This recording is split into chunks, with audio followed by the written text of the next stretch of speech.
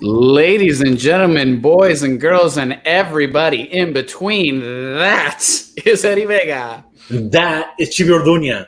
And this is Words and Shit. Brought to you by the Block Poetry Spot and Write Art Out. The show where you get to know the person behind the poetry. Edward! Chibi. I got a question for you. Okay. Because earlier today, or was it yesterday? I don't know. My phone does this thing where it's like, here's some pictures you took that you might want to look at, right? And so it created this whole slideshow for me of our trip to Hawaii, which was awesome, by the way. And our, you mean like not me and mine you? and mine, not me and you, mine and my husband. Okay. Thank you very much. All right. I don't have a recollection of going to Hawaii with you. No. But that's my question, because I'd never been on an island before, right? And it was just really weird to me to just be completely surrounded by water while it's still beautiful. Have you had any island life experiences? Well, I've been to Hawaii and South Padre Island, so yeah.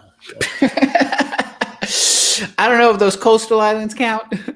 Hey, it's surrounded by water. It's surrounded by water, you know. Well, I'm glad we share that experience. And I'm so excited for our guest today. As you all know, who've been watching, we are celebrating Latinx Hispanic History Month thing. And we've brought people at this point now, someone from the Dominican Republic, a Mexicano, a Afri-Mexicana, and now somebody from the island of Puerto Rico, right, by way of New York, currently in Mississippi. I'm so excited. Talk to us about who we got coming on. Oh, man, I'm so excited. We have with us Noel Quiñones, a Puerto Rican writer, performer, and community organizer from the Bronx. As a writer, he's received fellowships from Poets House, the Poetry Foundation, CantoMundo, Candor Arts, and SAFTA, that's the Sundress Academy for the Arts. His work has been published in Poetry, the Latin American Review, Rattle, Kweli Journal, elsewhere.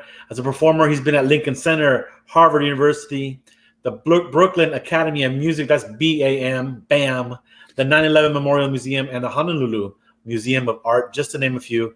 He is the founder and former director of Project X, a Bronx-based arts organization, but currently, right now, he's getting an M.F.A. in poetry from the University of Mississippi. And I just met this guy, and he seems to be really, really nice. So we're really excited to have him with us. Noel, my curly-haired friend. What's up? Hey, y'all. How are you? I'm great. You look like you're feeling your best life right now. You know, I am. You know, any chance to get dressed up these days is a true occasion. Are you fully dressed up, or did you just like from Because I already have all my buttons buttoned. I'll be honest. I'm not even gonna lie. I almost was like, I could just stay in the boxes, but I put jeans on. I was like, you know what? I'm just gonna put the jeans on. Respect. We appreciate that. Well, sir, before we hand the show over to you, for everybody that is watching from home, please make sure to use that comment section. That's your way to be part of the conversation. So show some love, interact, ask your questions. Whatever questions you ask, we will probably pass along to Noel, and he may or may not answer them, but we will pass them along. So use the comment section, y'all. Please use that comment section. So now, without further ado, let's just start off the way we do every show. Hand the show over to you, and let's hear some poetry. Yeah. Yay. Thanks, y'all. So happy to be here and to be reading poems that I've been working on while in my M.F.A, which means a lot to me. I've been having a fantastic time here. All right. So I'm going to start with this poem.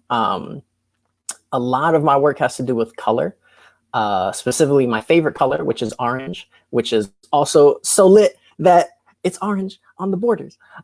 So I'm going to start with, I think I'm going to open and close with an orange poem. So we'll start with this one. Naranja. Freak, sunfucker, faggot, orange boy. If I have a gender, let it be a history learned from orange. Every day I was the rumor of 6th grade sunrise, dressed in you, a child of singular obsession, bold-blooded and begging in orange, to my mother's name, Dahlia, daughter of Caribbean botanists, her kaleidoscopic color, my one lineage reaching toward orange. Considered the key to making a philosopher's stone, men flirted with volcanoes to retrieve your lethal arsenic, pigment of orange. One day I will break my mother's heart and run away with you. Already that good lip, my finished nail, this torso laid bare for orange. English, inherited sin, in need of ordering. You teach me to defy it. Unrhyming, obnoxious, forbidden fruit, you blossoming orange. You dangerous desire. You hungry two-faced beast so demanding I kneel in your fire, illuminating and consuming all to orange. And when I learn your Spanish name, undressed in man's orchard, I am a country of soft bodies to pith and praise. Noel, Niño de Naranja. All right. So that was a Huzzle that just kept returning to Naranja or orange. And I think I'm just going to keep running through some different poems that have to do with color, since that's been my focus. So this poem is, it's blue, and it's dedicated to the first time that I got my nails done professionally in a nail salon. So shout out to Washington Heights, shout out to Little Dominican Republic, where I got my nails done. Baby, it's bold outside, jealous. Oh, side note, the names of nail polishes are very poetic, and I believe that everyone should write a poem based on the name of a nail polish. So the title is based on the nail polish that I got. Baby, it's bold outside, jealous. Angie works toward the whispered news of my thumb. The nail salon, a routine congregation where I am anything but recognized. Misunderstood in azul y cuerpo, lapis, such a rare color in nature. I am many men left at the rim of thirst and quiet. Disgusted by ultimatum, I grind ultramarine. Clothe my virgin keratin in an attempt. Call it oxymoron, where to shed is to gain worship. Polish escaping into the hidden triggers of my teeth. I dare celebrate the painting and the peel. Each nail a Cassius blue stumbling towards its first spring. Now I say things like I want instead of I sometimes. My color in the doorway's cuticles, my lover's shoulder blades, delphiniums, stems where I once laid my palms, and what am I left with? Continents unveiling themselves. I let Pangea come again. In the slow misplacement of myself, I am whole. None spoke of touching blue to blue, that when searching the sea for permanence, I find 10 thieves pocketing air for tomorrow, for never too late. I have always wanted to be this bold, laid bare within the hands of a Dominican woman who asks, ¿Estás seguro que quieres este color? And I whisper, yes. All right. So, I want this one, that one. So many colors. I'm gonna go with this one. So this poem is in part dedicated to my father,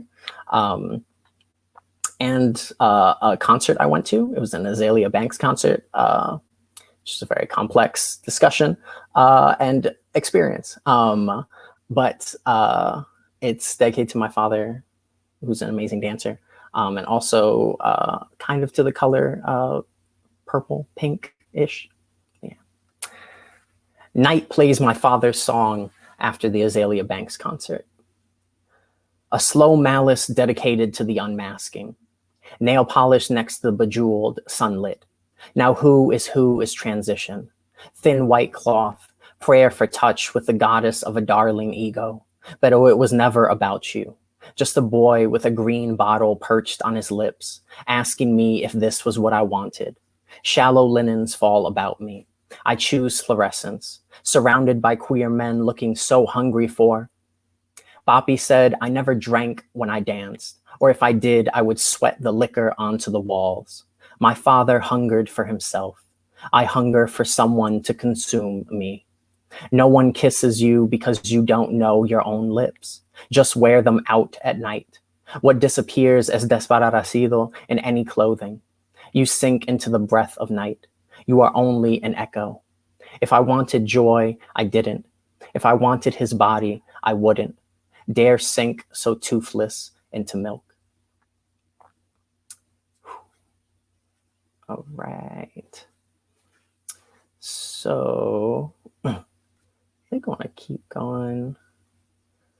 Yeah, I'll keep going with one's about my dad, or for my dad. My parents divorced when I was 3 years old because my father came out as a gay man. And so this poem deals a little bit with that. The poem is called Out. Oh, I guess you should know, I used to be a high school teacher. Important note. Out. I'm handing out handouts to my students. I see Charlie's nails painted pink. My God, there it is, my hand out in the photo albums of my family.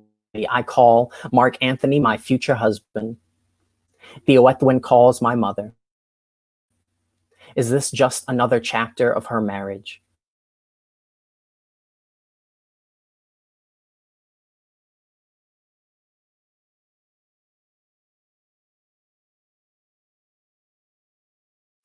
Ooh.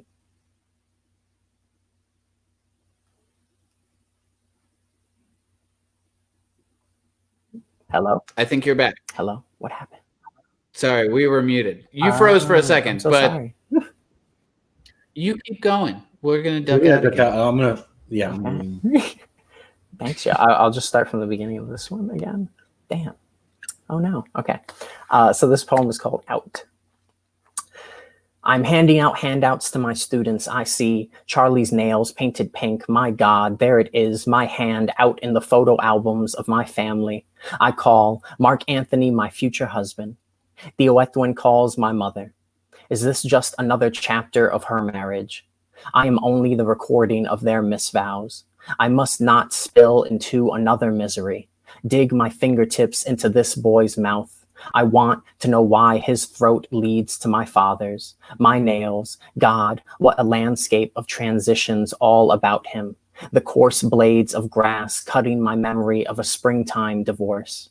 Boppy says, never tell your mother until you know you would carve colors from this body. Until you know you would leave your son within its husk for warmth. All right. Y'all gotta forgive me. I have like poems all over this desktop right now because I am not an organized individual in any way. Let's see. I think I'll switch it up and go for this poem. So this poem is for my mom. And when I was a kid, we would I would compete in my elementary school and middle school science fairs. And my mom was very dedicated to doing this. I loved science. And so this is a poem about that. And it's actually after Eve L. Ewing, another amazing poet, and inspired by Wanda Diaz Merced, who's a Puerto Rican scientist who's blind, who figured out a way to listen to the stars. And she's an astronomer, and that shit is crazy. So yeah, the science fair. I'm 8 years old. Mount St. Michael Academy's gymnasium shimmies with Bronx kids brushing the universe's shoulders off and collecting her secrets. We are all falling in love with asking questions. Mommy takes my name tag and scribbles in the enye they always forget. Kneeling and balanced on one hand, she traces my ironed clip-on tie, carefully smoothing out the seatbelt creases. My little astronomer, she whispers. At table 227, we park our shopping cart and set up my tri-fold cardboard display, jet black ink pads, laminated handouts. She takes a picture of me with a disposable camera that captures so much light. That night, She lets me sleep with my blue-ribboned first-place medal and my telescope. Suddenly, our apartment ceiling opens into a darkness I'd only seen peeking from behind Mommy's stare. She places 2 honey gold subway tokens on each of my eyelids, pentagons squeezing rainbows from my night. Shuttling my ear to the lip of the telescope, she tells me to listen for the spacious wonder, the joy produced by the detection of a titanic celestial. I never open my eyes again. My bed becomes a space shuttle, plastic and foam bending at light speed. She says this is not music, and neither are we, dancing like Juan Bobos to the vacuum of space. But all movement has a signature. If you wanted to follow it, she says, I would take you there, Papa. I would take you anywhere. All right. So I'm going to do 2 more. So this one is also about my mom. And specifically, it's my mom is a twin, my mom and my aunt, and they were both named after flowers, which I just think is a beautiful thing. And you just have those moments where it's just like, that's a poem. So that's where this came from. And this is after another poet, Ross Gay. The poem is called Mommy Was Named After a Flower. Abuela gardened the gift of symmetry within the pocket of summer, naming her twin daughters Dahlia and Daisy. Mommy, we are a lineage of flower beds, and I fear I have avoided my true name. You, teacher of saplings, at the front of your class, calling me Papa Lindo, sweet as the earth of your name. Years from now, I hope to taste the word for what I am doing with this body, unrelated to another's craving. I have been tempted to settle my flesh as tradition, but what bright whispers call my language to pith, reminding me there is a color that follows. When I was a baby's breath, you took my 2 half moons dipped in marigolds, and we finger painted a world where spring was ours. Shall we dance to your surprise, your worst fear, planting un papa and finding una flor? And this is my last poem. This poem is dedicated to one of my really, really great friends, Erika. And this poem is Purple. The Cost. Oh, this poem is also shout out to San Antonio. San Antonio is a fantastic city, and I really love every time I get to go there. The Cost. The violet warning of a San Antonio sky is more than I can fathom. May 5th, an offering to idols as we talk desert talk. Hybrids in the last city, daring to dance at language's edge. You tell me spirit considers you a river, and we don't pray for dams as often as we pray for rain. Your eyes, 2 quilted burdens, recount how a body's knowing can paralyze a woman so close to God, even her mouth poses. And oh, as willing and unwilling balance themselves toward grace. What terrible sanctuaries we have come to call home. Hermana, my lips matched the morning, and I wept with the mirror's soft answer. I told my last and only love not to come back until sunrise. So often, I wonder myself, just a few bones barren of a path, if I can call my body a complex animal and mean it. Purple on my crescent knees, waking toward Sunday's judge. As the transient witness to my own levees, I lay belly up in la agua miel, as you offer nature's promise. All queerness comes at a cost, and I don't know what you mean until I do. The search for my original name shaded by yours, this little healing you've built in me, this little cause for love. Thanks, Joe.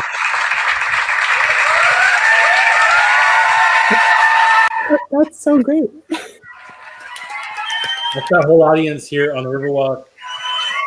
Yeah, you were talking to them. You were talking to basically you're talking to the designers because they're the ones that put the dams up.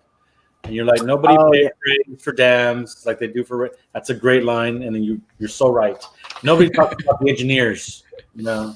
Yeah. Okay, so I want to get into this real quick because orange is your favorite color. A little backstory. Oh yes. In middle school, my middle school mascot were the Shorthorns, and our colors were blue and orange. In high school, my high school mascot were the Longhorns, and our colors were orange and white. I went to college at the University of Texas in Austin, where the colors were orange and white.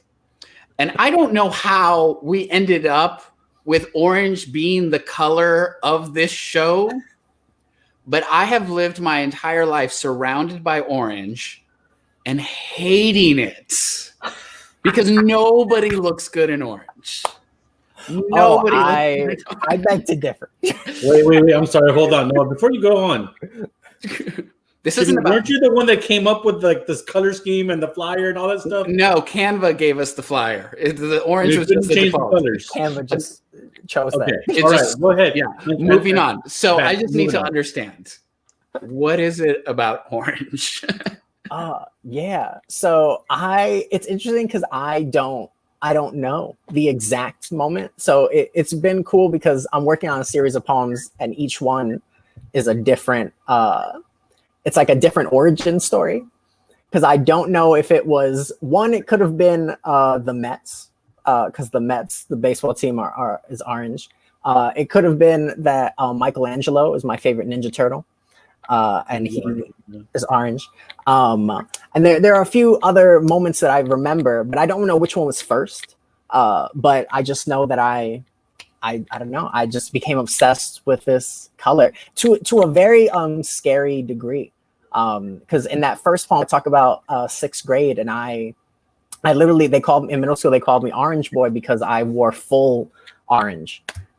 So everything. Literally everything. So the shirt, the pants, the socks, the shoes, the book bag, the jacket, the hat. It was not the best choice, but I that was my degree of obsession with this color. And I think I've always liked it because nobody else likes it.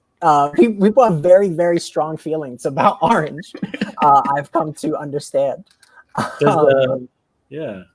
Does Syracuse have an M.F.A. program? Do you know? They do. Yeah, actually, I have a friend. They are the Orange Men. You could have gone there, but no, you went to Mississippi. Yeah, I did. Well, thankfully, I'm not choosing things based on orange. Life choices. That would not put me in the best situations. So why Mississippi from New York to Mississippi? And you don't often see that. Not at all. This is my second year, and my family still gives me shit. They're like, "What the fuck are you doing there?"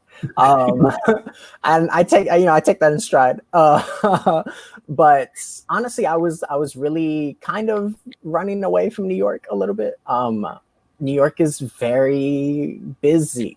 It's a lot.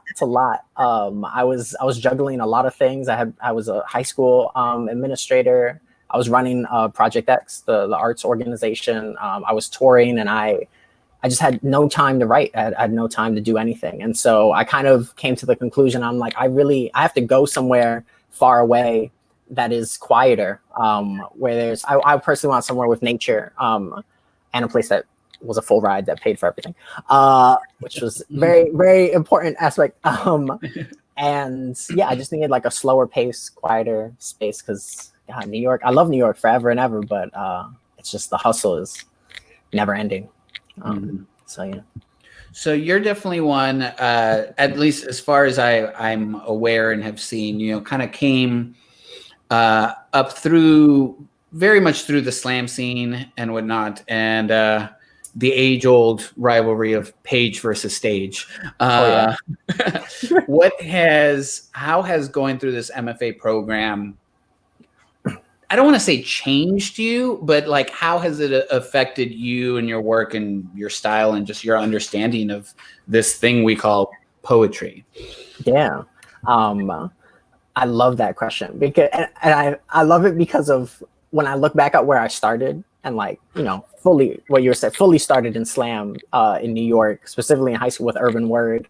And I was like die hard, like fuck page poetry. Like spoken word is the true, like we're theater, we're freaking performers. It's amazing. Very, very high school mentality.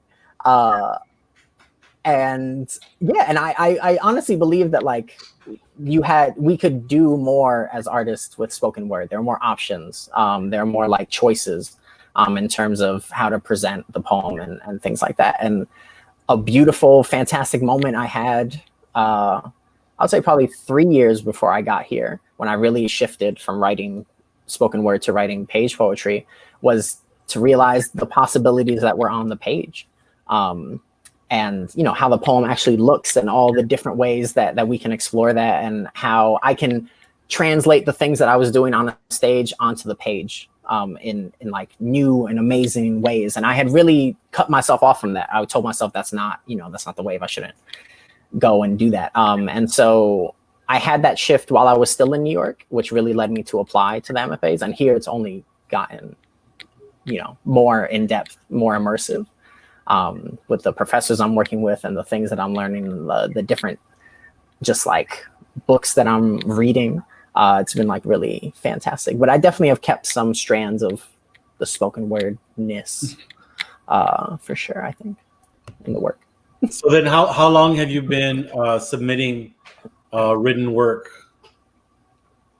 Yeah, I want to say that was 12 years, probably 6 years. Okay.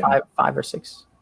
And this next part of the question, are you aware of how petty other poets are? If slam teaches you anything, specifically the national competitions teaches you anything, it is the pettiness of slam and slam poets. All right, but what about the pettiness of page poets? Yeah, no, for sure. The petty, manifests itself absolutely, and like more so the ivory towerness, because you know I'm also not ashamed of where I came from, you know. So I'm always like, oh yeah, I started in spoken word. I still believe in what spoken word can do, and so I still like. I mean, I still organize and do a lot of work around that, and you know, people still kind of turn their nose to it, and like you're published in poetry. Yeah, and I know so many poets. They're like, nah, fuck them. And like, yeah, it's because you didn't get in, right? But like, but that's pretty amazing, you know, especially like for those who weren't straight up just page poets. Because for a long time that was kind of a barrier. Was, you know, it wasn't really acceptable by academia to be from the spoken word scene. And I'm not sure. I mean, you talked about how encountering some of that, but then you also are in CantoMundo, which is also I mean, congratulations, all your fellowships. Do you still encounter a little bit of that? But yeah, he's just a spoken word artist, or he's not anymore, honestly. And I think that's a huge testament to people like Denez Smith, to people like Sam Sachs, people who really like were huge in the spoken word, and then they were like, we can do it all, and we can, you know, play around and show those possibilities. And I think that national popularity has kind of like toned down the amount of people kind of turning their nose and being like, oh, these are separate worlds and things like that. Because I definitely felt that, I would say 5 or 6 years ago when I first started transitioning, and now I really see a lot less of that, for sure. Yeah, I really do believe that some of the people that are producing the best work out there are really moving the mark on what poetry is, are those people that are able to blend the two together, you know. And it blows my mind that, like, so I heard an interview with Patricia Smith, speaking of Denez Smith, on the Versus podcast, where she said like she would be on panels and they would just introduce her as and spoken word artist Patricia Smith. And it's like, she got way more accolades than just spoken word artist, you know. Right. Yeah, and it's fun because they use that to like pigeonhole you. It's like, oh yeah, you're that thing, and here you are. It's like, no, that's not the overarching. You know. Frank Hicks says you're published in the Rattle. That's amazing to me. So because we all read that one too. Didn't get into that either. No, plenty of rejection letters is what's in my inbox. Right? I'm all of us, all inboxes, right? Let me ask you about something. Well, let me first mention something and then ask you because you had that poem about the nail polish. What was the name of that color? Baby, it's bold outside. Baby, it's bold outside. So in case you don't know, it is not just nail polishes. All cosmetic products have amazing names. And I've always wondered who has that job, who gets to name them, and why can't I have that? So that's just a side hustle. Maybe look into it. Yeah, naming cosmetic products could be great. But I saw one of my homies put that in the chat. Gigi was like, "Yeah, that would be an amazing job." It is. And I think for those people that know me, like I worked for Mac for 9 years, came across a lot of amazing names, and I was like, whoever came up with that is fire. But working in the cosmetics industry, I often, would go to work in a full face of makeup, right? And I remember, because it's always in the mall, walking through the mall, it was like I was just trying to get to the Mac counter as quickly as possible. Right. I don't want to walk through the food court. I don't want to see people. Just get to my safe space, the Mac counter, where it is okay for me to have this eyeshadow and highlight and contour on. I don't want to make any assumptions about anyone's gender identity, but just off of that bold lip and amazing earrings, you definitely, I want to say, are non-conforming to gender standards. How is moving through life like that? And when did you feel comfortable expressing yourself that way? When did that happen? Yeah. So I want to say when did I first? God. I mean, to be completely honest, the first time, I painted my nails was like in a corner quietly, just doing it myself, right? Didn't go outside, didn't do it for anyone. And that kind of was the course also with clothing that I wear, because the clothing that I wear also, it's not gender conforming. And it's interesting because the move to Mississippi coincided with that as well. Like I said before, I ran away from New York, but I ran away from New York for a few different reasons. And that was one of them. All my family is in New York, and I didn't necessarily feel comfortable exploring myself in that way and feeling like I could go outside, dress the way I want to dress and looking the way I want to look. And I knew I wanted to go somewhere far for that reason, not just to write about it, but to live it fully. And I'm in a very, very special place right now, and a joyful place right now where, I've been here a year and I've been able to do that. Well, before the pandemic,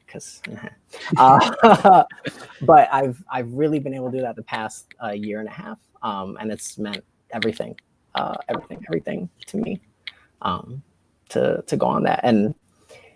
But it's hard because I can only do that here. I don't necessarily publicize my shows and things like that to my family because I haven't had that conversation yet, and I try not to go back to New York too often, also for that reason. I guess, and my curiosity after that is the place that you picked to do that in is Oxford, Mississippi. And what's that been like? Yeah, the red state. So that's the reaction I get from all my close friends. Like, yo, totally, your identity, I get it, absolutely, but Mississippi, probably not the best place, probably not the most accepting place. But I will say I was very pleasantly surprised. There's a very strong queer community here that I did not believe was here. I was like, Oxford, Mississippi. I guess I'm just gonna I'm gonna be here. But there are like pockets here for sure in the college community, and again before the pandemic.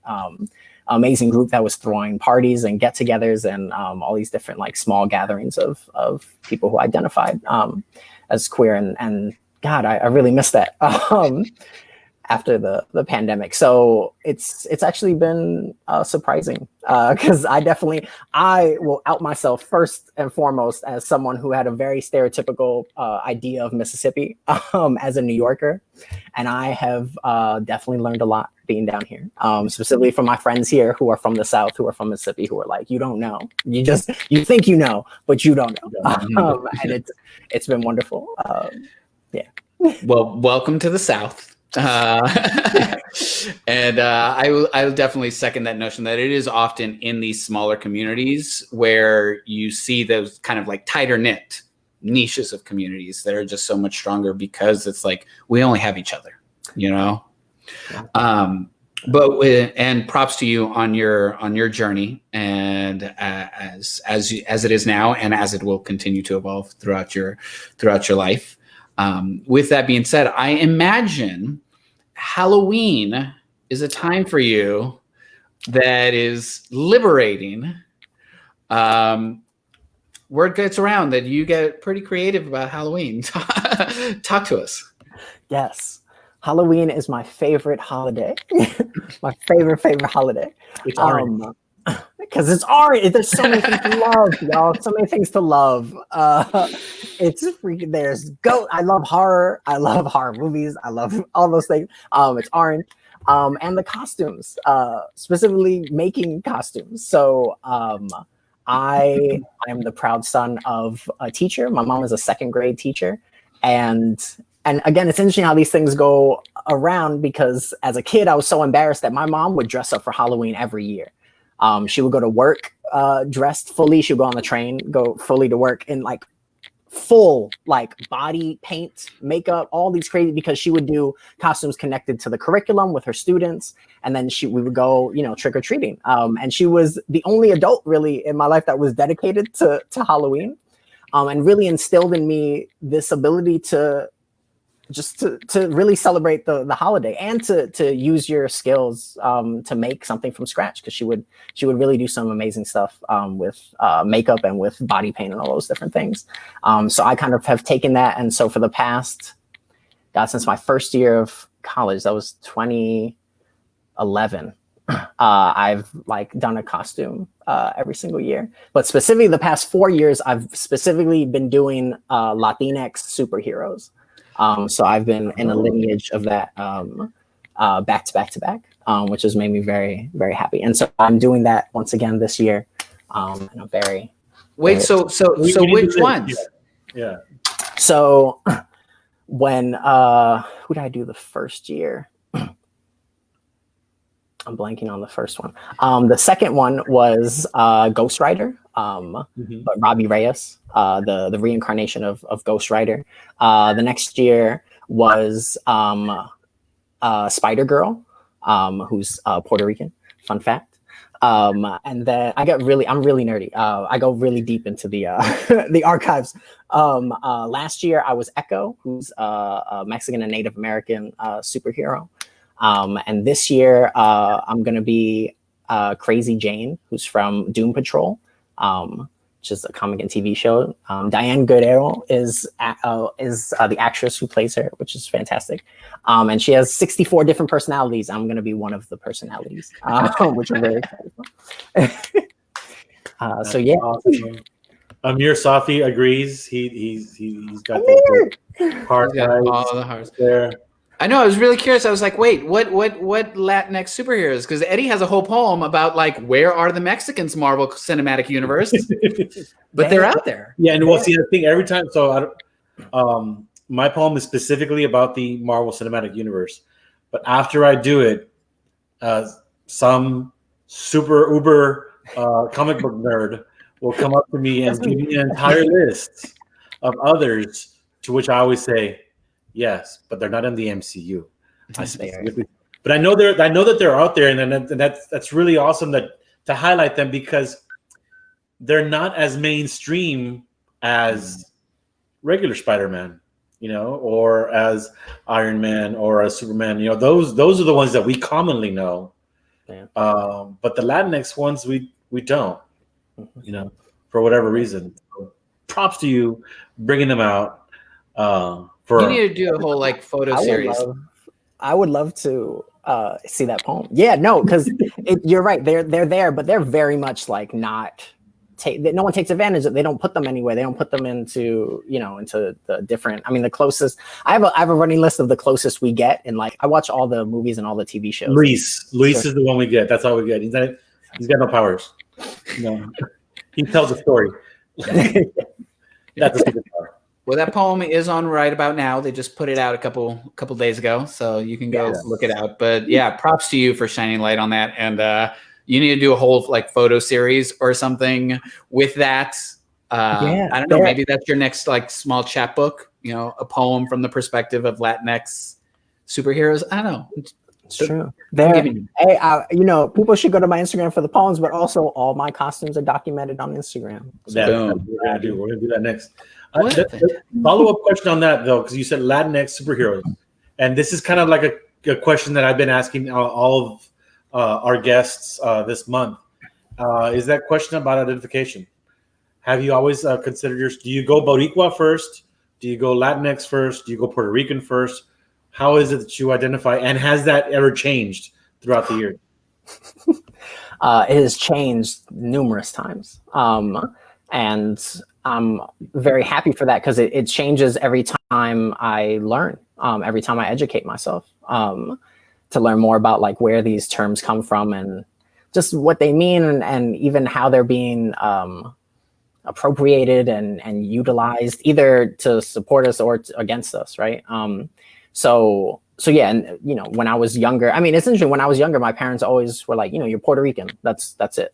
And then it was only when I got a scholarship to go to a private high school, which was very jarring, and it's a very long conversation. But it's just a bunch of rich white space. And so in that space, it's interesting that because there were so few of us, that's why I really learned about Latinidad, because then we were able to we were kind of forced. They kind of put us all together, and they were like, you need to know each other and be together. And for a while I was like, yeah, Latinx strong, and we're all, have similarities and things like that. And that shifted again when I learned about my African heritage and started identifying as Afro-Latino, and then shifted again with my gender and then saying Latinx. And now actually I don't use Latinx anymore. I'm Puerto Rican. Because I'm very much more interested in how in the ways which we've been cut off. Specifically, I'm speaking for Puerto Ricans, where as a Puerto Rican, and I would argue also as the Dominican and Cuban, we're told to have connections to all these other identifiers or all these other countries in South America and Central America because we speak Spanish, but are not told to have connections with the rest of the Caribbean.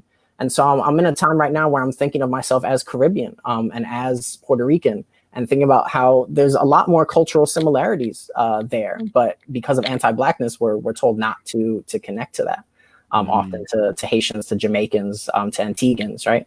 And so that's kind of where I am right now. I'm sure it's going to change again the more that I read, the more that I teach myself, what's going on. I love that insight. That's great. So then let me ask you, similarly, this is a question I've been asking everybody that's been coming on this month. Twofold question. First one, what is your favorite thing about Puerto Rico? My favorite thing. God, I'm going to be really specific. I've only experienced it one time, and I would love to again. But it's the parranda. The parranda is the Christmas celebration that Puerto Rico has on the island specifically, and it's this beautiful. It's like Puerto Rican Christmas caroling.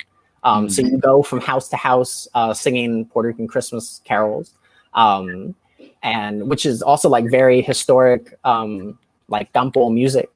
which is very beautiful. And you go, and it's a very communal event where like every house you go to, people feed you. So you go, you're singing, you like dance a little bit, you get some food, and then you keep moving along. And there's this whole procession, like they have dancers and they have the masks that they make for the occasion. And I had known about it because, again, shout out to my mom, who has always been very in touch with our Puerto Rican culture. She would do a parranda in the Bronx. So we would go with the instruments. My mom has a bunch of the instruments, and she has the pava, which is the Jibaro Puerto Rican hat. And we would go from door to door, like singing songs. And she does it with her students as well. But I finally, when I was, God, I want to say this was in 2006 or 2007, I finally got to go to Puerto Rico in December for Christmas. And I got to experience a real parranda. And it's beautiful, beautiful, beautiful. I love that. It's very similar to a very Mexican tradition. And the word is escaping me at the moment. Posada, yes, the posada that we do. But I like your version so much better. We only go to one house and we sing to each other. And we sing to each other, and it's basically like, let us in. No, you can't come in. Let us in. No, you can't come in. Let us in. Okay, fine. Come on in. And then we have some pozole. And then we have some pozole. Yeah. But the parranda, like with 2 hours, parranda is like when you're going on an all-night party, like a rager. You know, that's when andas de parranda, you know. So when you said it, I was like, you're gonna talk about a big party? Like, I mean, a little bit, right? It's just like it's a party at different places. I love that. Part 2 of the question: what is your favorite Puerto Rican dish? Ooh.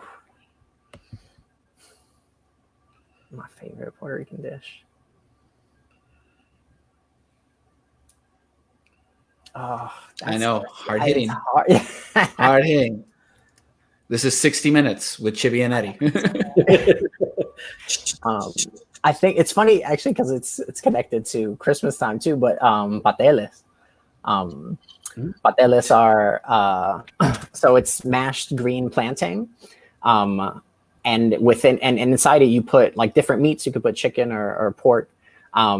And olives and different vegetables, and they wrap it in a banana leaf, and you kind of eat it from there. It's a very long process to make it, but it's funny because in the Bronx you have like the patele lady, so everybody has a person who they go to, and they make them and they freeze them. So you like go. So every Christmas we would go to someone's house, like my mom's friend or my mom's coworker, and we would pick up like 2 huge bags of frozen pateles, and they're like long rectangles.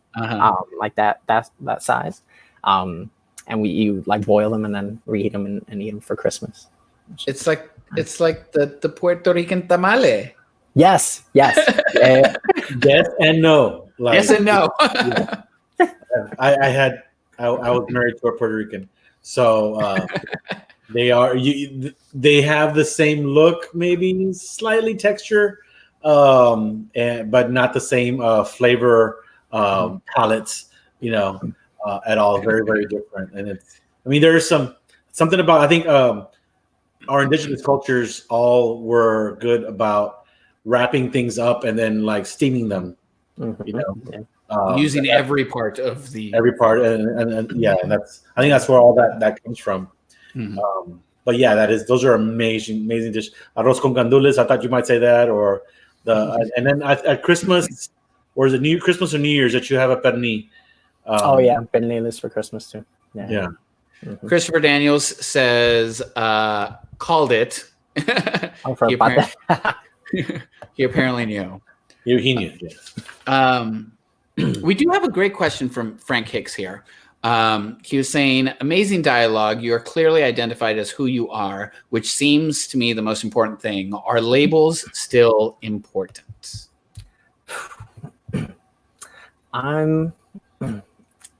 I like to be honest and say that I'm still in that conversation. I'm still in that kind of processing. Specifically when I think of intersectionality, like where multiple identities kind of overlap, right?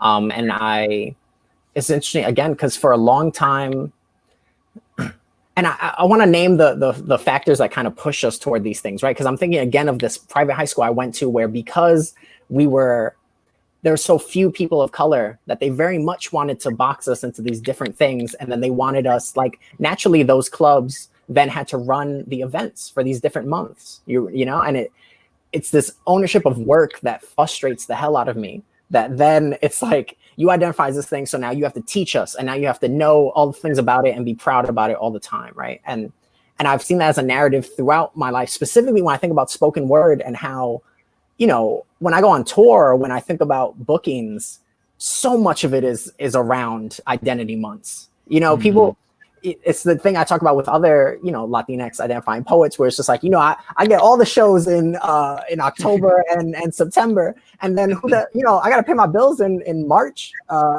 in the spring, and people, you know, it's very much, I'm at a point where I'm like, God, these labels backfire very often. And I don't know how helpful they are at times, especially when we kind of use them as banners instead of going in depth of, like, you know, actually the people themselves, and who you are beyond just this label. But now on the other side, as a community organizer, they're very helpful. You know, that's how you kind of, I don't know, that's how you rally people to a certain extent. That's how you bring them together. That's how you make them feel like this is a you know, a safe space, but a space that can be as safe as it can be.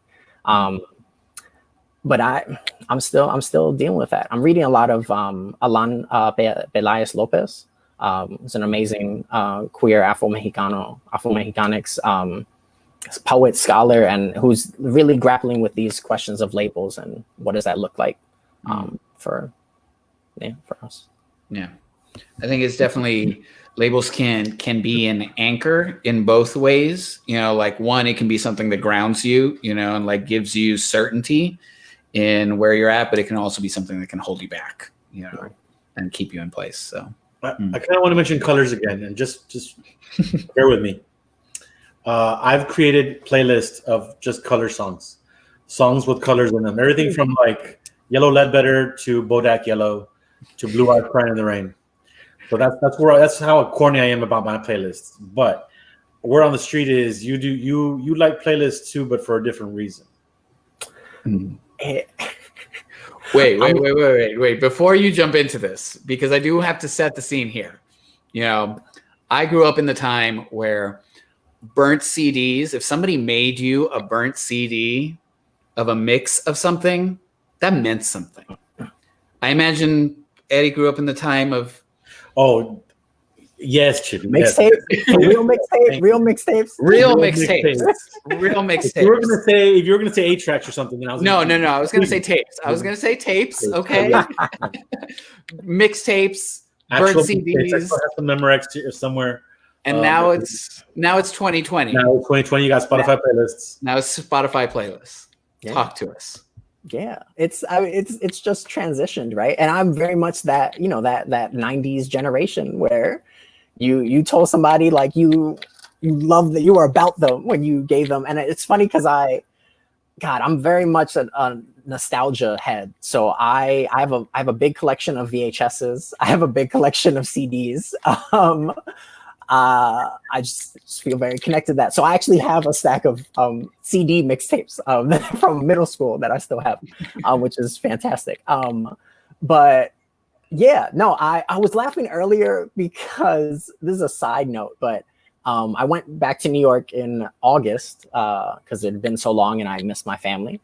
And I have two younger siblings who are both in high school, and they gave me so much shit because they found my Spotify and they went through all my playlists and they were making fun of me, one, for making playlists, and two, for the names that I gave them. What? Because I personally like to make playlists for each day. So I have a playlist for Monday through Sunday, and they're just called like the days. So that just gets me through certain days.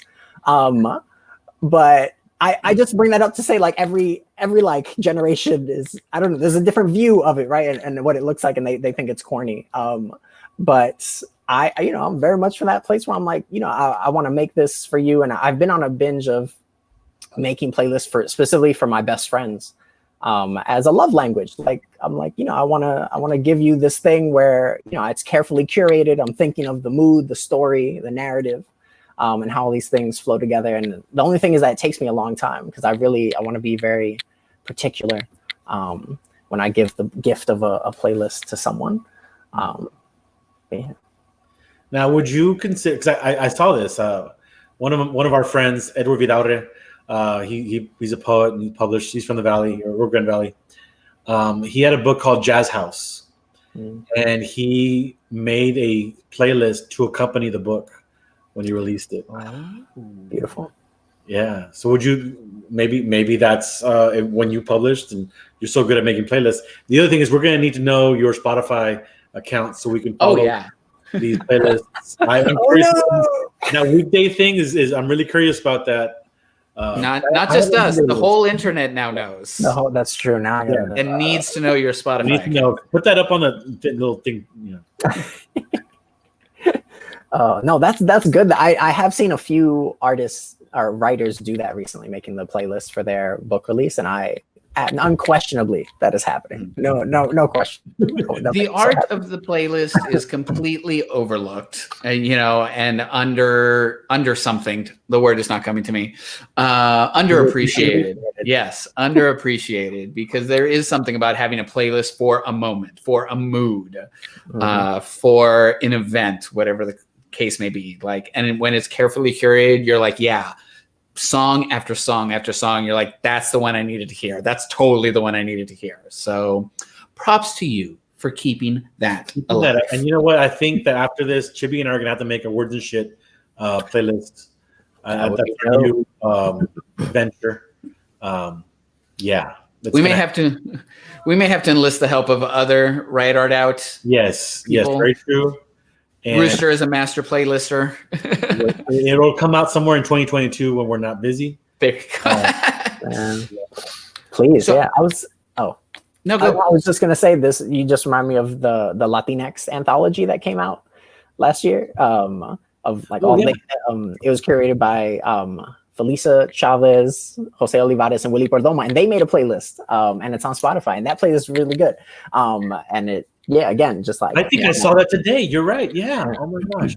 Is it just called Latinx Anthology or? Yeah. Mhm. And I didn't know what it was, but now that you explained it, I'm like, oh, that's why that popped up. Okay. Yeah. I'm writing that down because I'm gonna look at it later tonight. So I just have one more question. You mentioned in one of your poems about Washington Heights. Small backstory. I was in a production of In the Heights a few years ago. And so somehow this little Latin boy from Laredo, Texas, from Guadalajara, just like, I fell in love with Washington Heights, and I've like never even been there, but I just felt so connected because of that play. What is it that makes a place like Washington Heights so special for those that have never been there? Oh, this is a great question because I lived there for 4 years. I lived in Washington Heights. I love Washington Heights so much. And I think I said this before I read the poem, but also like they named it, I think a year and a half ago as Little DR, as a historic place for Dominicans who had immigrated. The Heights specifically is so beautiful because it's a Dominican neighborhood, like tried and true. And it's funny, actually, I was talking to a friend who was like born and raised there. And he was saying how, the Dominican people who have lived there, they own a lot of the property, like their businesses, the property. And so the reason they've been holding out so strongly against gentrification is because just from early on, they very much invested in that neighborhood and in that space. And you feel it, it's palpable. And it's actually interesting because that's the same reason I love San Antonio, is because of that palpable, just like, I don't know, Spanish-speaking identity space where the people have made the space their own in that history. And so the Heights is a very, very special place in my heart for just being tried and true to itself, because you know the streets are lined with people just out there playing dominoes, blasting bachata, people yelling and going shopping and doing all the things that they need to do, and I miss it very much. Mm. That's awesome. My heart is full. Yeah. Well, thank you. Yeah. For all of this. This was a great conversation. It was. Thank y'all. But we're not done. We need one more work from you. Yes. If you would please close us out with one more poem. Let's do it. I specifically say this one because it's new shit, and I miss that. I miss hearing that. I miss hearing that so much. Shout out to Spoken Word Islam environments. So yeah, this is very new. And this is from a trip I took to Sevilla, Spain. And Sevilla has 10,000 orange trees throughout the city. And so this is another poem about orange, about how I spent my time there and just what that means. Yeah. Sevilla and orange. Amor is what I would have called you on our third date, were shame not an obedient servant of time. Here in the devil's orchard of my heart, I sneak your name between gloved hands, like the delicate snatching of fruit. This city is such a contradiction.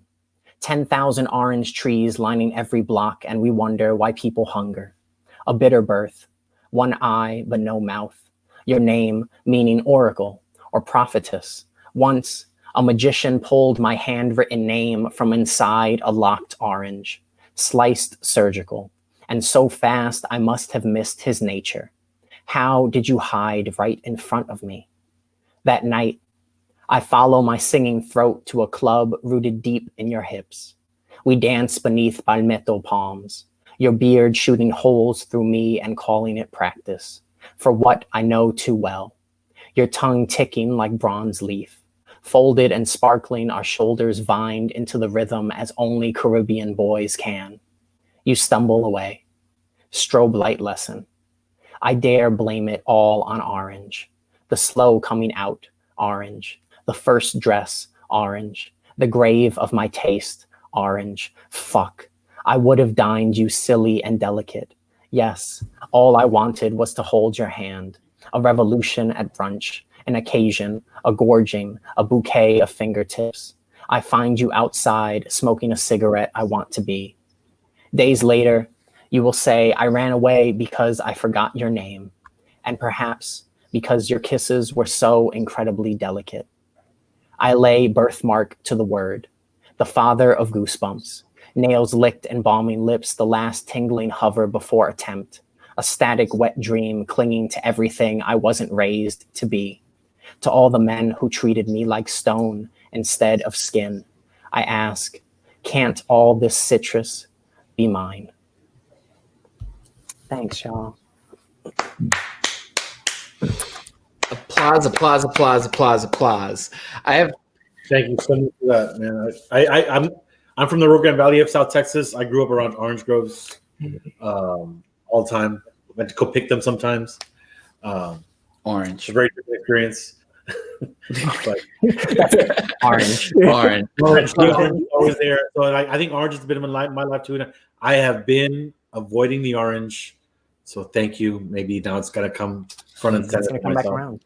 And I want to clarify. I don't dislike oranges. Just the color. My parents have an orange tree in their backyard. Every winter, I'm like, fuck yes, fresh squeezed orange juice is coming.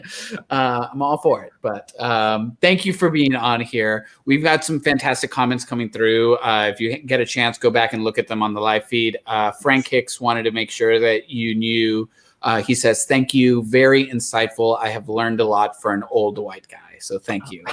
You know what, guys? That's the job. Yeah.